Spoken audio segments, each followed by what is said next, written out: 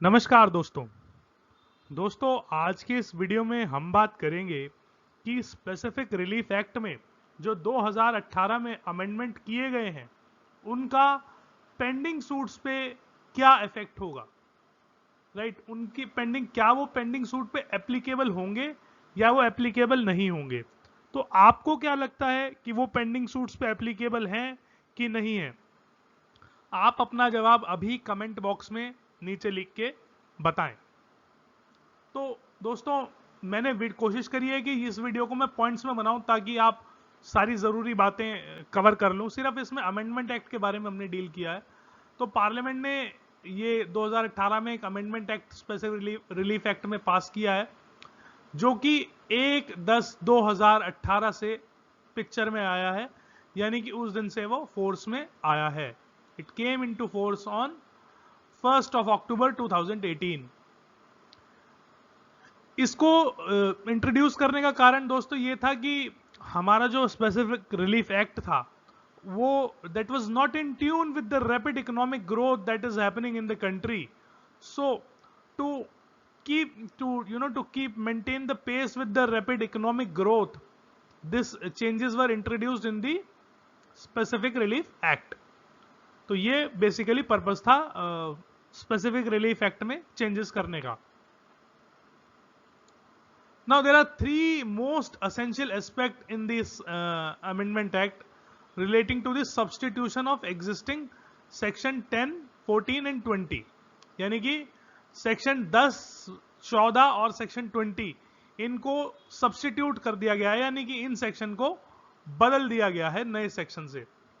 तो अब एक क्वेश्चन होता है कि weather the substituted provision under the section 10, 14 and 20 would govern suit original proceeding that were filed prior to 1/10/2018 were pending as on this date।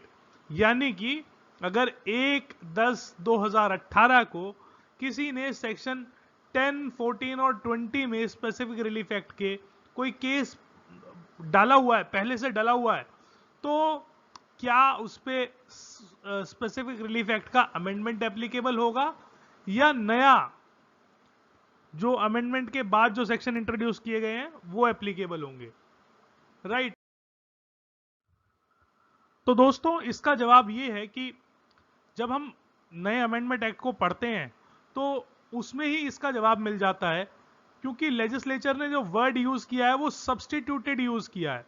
इसका मतलब ये है कि अर्लियर प्रोविजन जो है वो जो है नए प्रोविजन से, नया प्रोविजन उनकी जगह ले लेता है पुराने प्रोविजन की। राइट।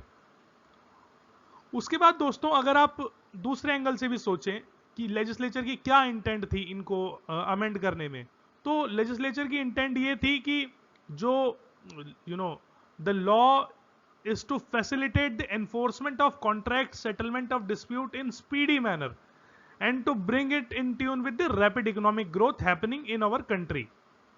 तो इस हिसाब से भी अगर हम देखें तो हम ये नहीं कह सकते कि जो पुरानी लेजिस्लेचर का कहीं ये इंटेंट होगा कि जो सूट्स या प्रोसीडिंग पेंडिंग है वो पुराने प्रोविजन से गवर्न हो। लेजिस्लेचर की इंटेंट ऑब्वियसली यही है कि जो नया प्रोविजन जो इंट्रोड्यूस कर रही है लेजिस्लेचर वो ज्यादा जल्दी चीजों को डिसाइड करे, स्पीडी मैनर में डिसाइड करे, और ताकि हम जो हमारी रैपिड इकोनॉमिक ग्रोथ है वो उसके साथ it can match with the pace of rapid economic growth.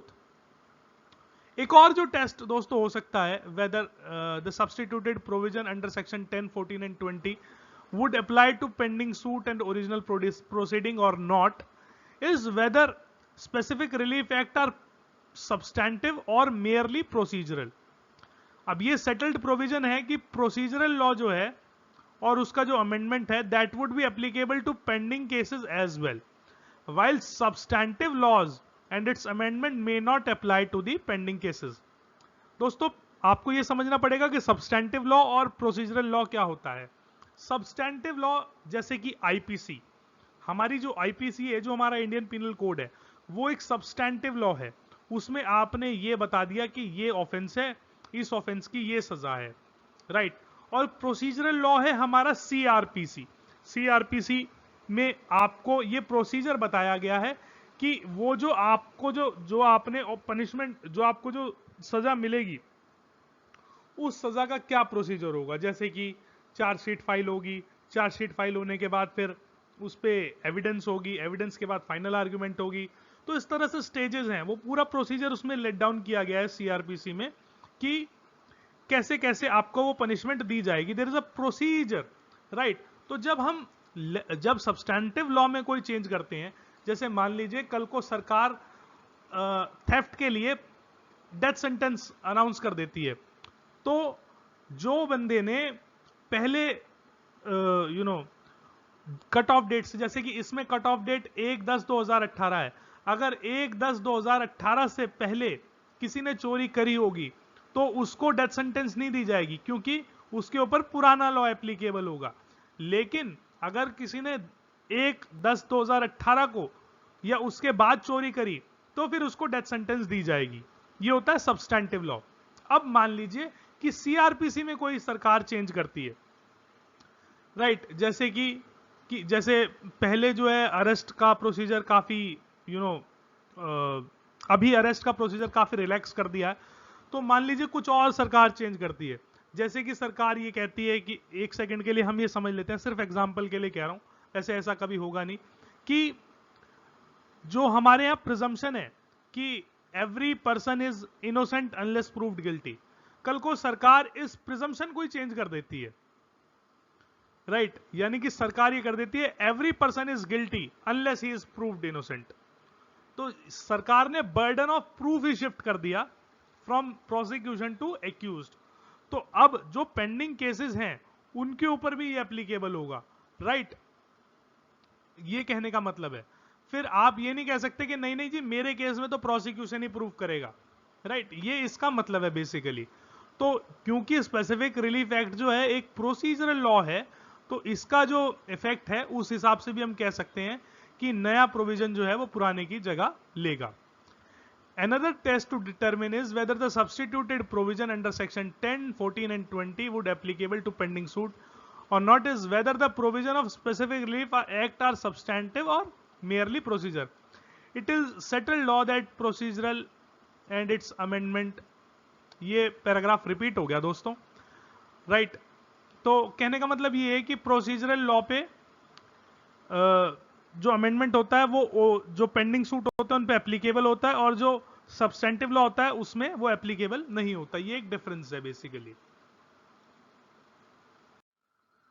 तो दोस्तों ये जो दो जजमेंट है ये 2019 में आई है। ये एक judgement Uttar Pradesh high court की है, यानी इलाहाबाद हाई कोर्ट की है, और दूसरी जजमेंट जो है वो कोलकाता हाई कोर्ट की है। तो इन दोनों जजमेंट का लब्बो लुआब भी बेसिकली यही है कि जो अमेंडमेंट है वो पेंडिंग सूट पे भी एप्लीकेबल होगा, राइट। ये आप मनु पात्रा पे इनकी साइटेशन देख सकते हैं, राइट। तो हम ये कह सकते हैं कि इन सारी चीजों को मद्देनजर रखते हुए that legal principles and judicial pronouncement, it can be clearly argued that suit and original proceeding which have been instituted prior to coming into force of the Amendment Act and have remained pending hereafter would be governed by the substituted section 10, 14 and 20 of the Specific Relief Act and not by the unamended previous provisions. तो दोस्तों उम्मीद करता हूं कि आपको ये video पसंद आएगा, आपकी जो इन्फॉर्मेशन मैंने इसमें दी है वो आपके लिए यूजफुल होगी। Thank you for watching.